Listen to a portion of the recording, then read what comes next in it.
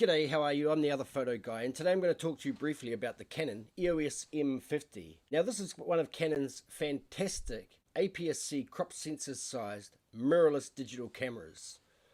Now the main difference between this camera here and your standard DSLR is the whole mechanical mirror assembly is not in here at all. Now you'll know the mirror from your DSLR because it enables you to have the optical viewfinder. It shows you what the lens is seeing just before you take the exposure, and ordinarily it lifts out of the way at the time the shutter drops so you can take the photo. The difference with it not being in the mirrorless camera is that the image is being created by light coming through the lens directly onto the image sensor. And instead of an optical viewfinder, you have an electronic viewfinder which takes the image directly from that sensor. Now by removing that whole mechanical mirror assembly, it enables the camera to be much smaller and much lighter, but certainly doesn't lack any of the processing power over some of its larger DSLR cousins. This is actually my wife's camera and she has no knowledge at all about me using it for this video, so thank you very much for that. But she loves it and so do I. I'll tell you a few great things about it.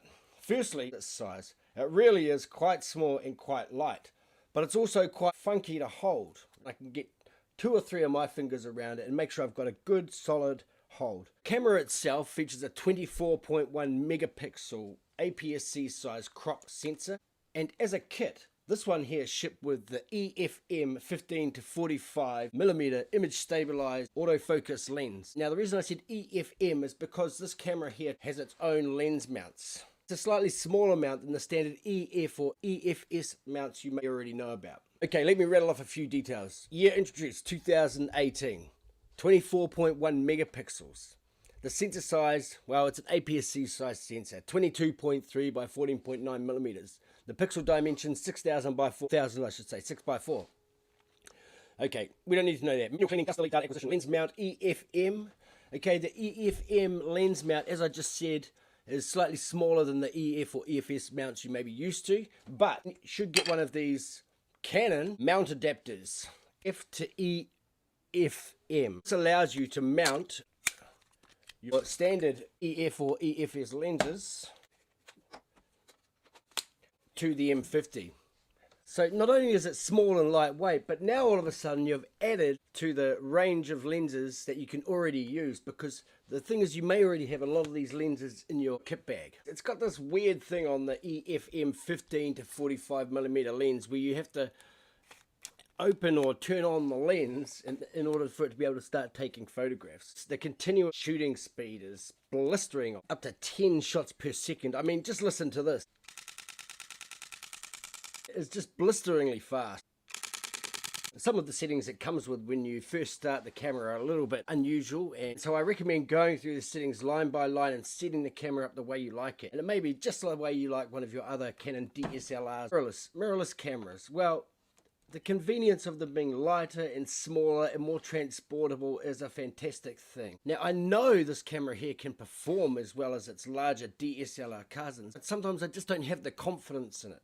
Because it is smaller and lighter, I know it can't stand up to the knocking around that the bigger camera can, and also it's not weather sealed, so as soon as it starts to rain or moisture is a factor, it goes back in the bag and the other cameras have to come out. In terms of a really light, easy run and shoot, shoot and run, point and shoot situations, it's a fantastic camera because it can take absolutely superb photographs. The photograph of myself taken on the Canon M50 takes such beautiful photos, and the video is also really crisp and sharp. It has Canon's amazing autofocus, and with the eye detect and face tracking, it makes it a really great option because you know you're always in focus, and it has really good tracking. Everything about the focusing system on this is absolutely fantastic, which is a huge step up from the Canon EOS M, for instance, which I had a while back, and the autofocusing on that is absolutely horrific. I'll be really interested to see how this stacks up against the EOS M5, which costs a little bit more again and is a little bit more operable in terms of dialing in the settings and that sort of thing. But the price difference on it compared to the specs of this now newer, smaller, faster, sharper M50 means that there's probably no reason to ever jump up to that M5 stage. If you were going to go anywhere up from the M50, you're looking directly into the EOS R, which is Canon's new full frame mirrorless option.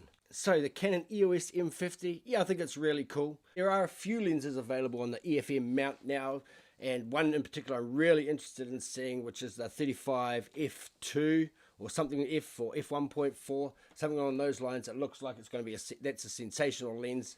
It costs as much as a whole kit camera again, so something to aim for in the future. I say I absolutely recommend getting the Canon EF to EOM, the EF to EFM mount. If you've got any of the native EF or EFS lenses, it really is a must. Attach any of your lenses to the camera and still going to get that great autofocus, and it's still going to be delivering great photographs onto your sensor. You've got this great flip out screen, so no complaints about that. Look, I've got a Canon 80D, and that's what's filming this video right now. And this EOS M50 is almost like a boiled down version of the 80D in there, only faster, sharper, more bright, more vibrant. In some situations I find the 80D is just a bit flat. Same situations, the M50 just seems to pop. One thing on the downside that I will say is that sometimes it's a little bit frustrating when you go to your eye for the electronic viewfinder. It takes a second or maybe a little bit longer sometimes to come on. And I'll shout out when I can see the image. Now.